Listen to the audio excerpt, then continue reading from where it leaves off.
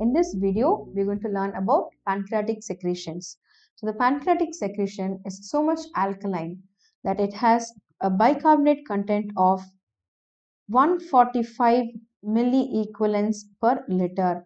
What is the normal plasma value of bicarbonate? Around 24 milliequivalents per liter. So this is nearly 5 times more than that. So imagine how much alkaline your pancreatic secretion is. So what is the purpose of this rich alkalinity? So this is to neutralize the acid chyme which is entering into the duodenum.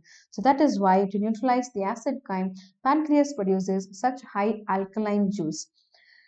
There are two substances, secretin and cholecystokinin, which increase the pancreatic secretions. Secretin, S for S, is produced by S cells of the upper small intestine. Cholecystokinin is produced by I cells of the upper small intestine. And secretin, it is rich in secretions. So when secretin is produced, the secretion will be more in volume. See, this also S for S, as secretin for secretions which are rich in volume. But cholecystokinin, when it is stimulated, it will produce secretions that are more in enzymes than volume. So secretin for increase in secretions, cholecystokinin increase in enzymes. Composition of pancreatic juice. So something similar to saliva and your gastric juice.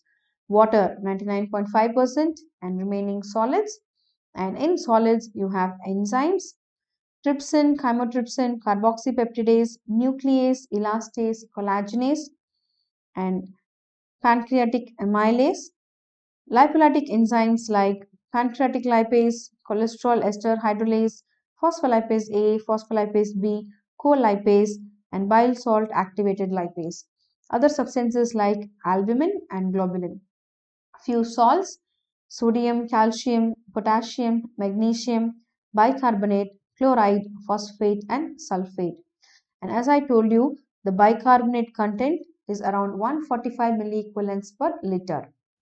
What are the functions of pancreatic juice? Digestive functions. So it helps in digestion of proteins with the help of these enzymes. Trypsin, chymotrypsin, carboxypeptidase, nuclease, elastase, and collagenase.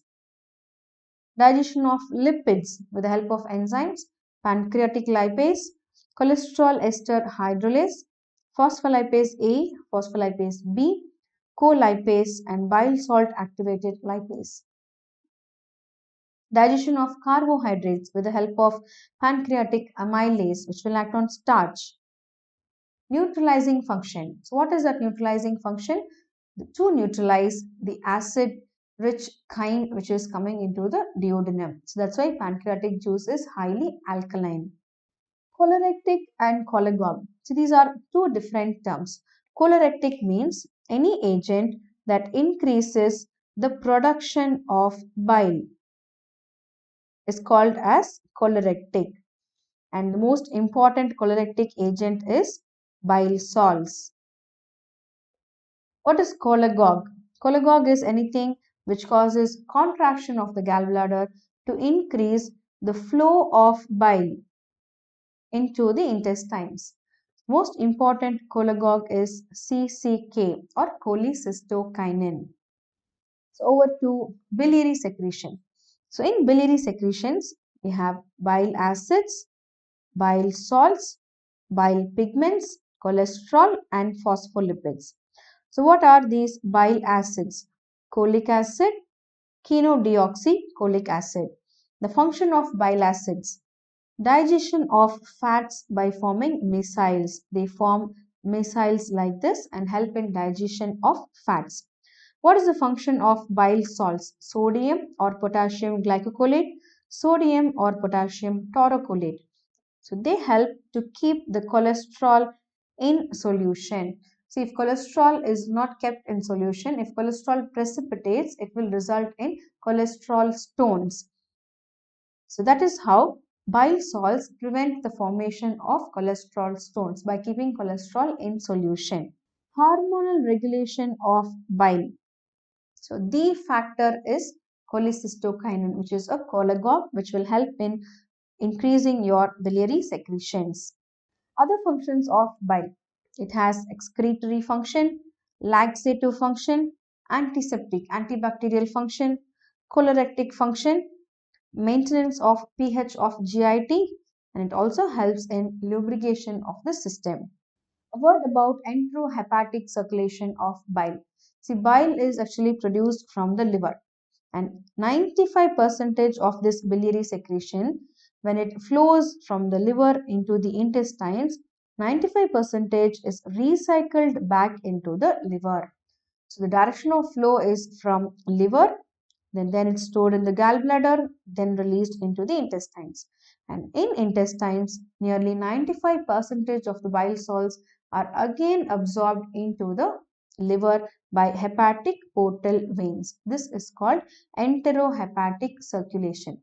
And this happens about 6 to 8 times per day. So now let's learn the formation and circulation of bile pigments. So when RBCs get old, they become very fragile. They enter the reticuloendothelial system and they are degraded into heme. And heme, by the action of heme oxygenase, is converted into biliverdin. Biliverdin is converted into bilirubin. So now this is called unconjugated bilirubin. Unconjugated bilirubin enters the liver, and inside liver conjugation of bilirubin takes place, and now from liver conjugated bilirubin is released into the intestine, and when it reaches the intestine, by the action of bacteria, conjugated bilirubin is converted into urobilinogen, and this urobilinogen has two forms. One is it can be converted into stercobilinogen, which is oxidized to stercobilin in feces, or otherwise urobilinogen can go into circulation again and reach the kidneys, and it enters into the urine as urobilin. So this is what gives the yellowish color to feces as well as yellowish color to the urine. Cercobilin in feces and urobilin in urine. So this completes the formation and circulation of bile pigments.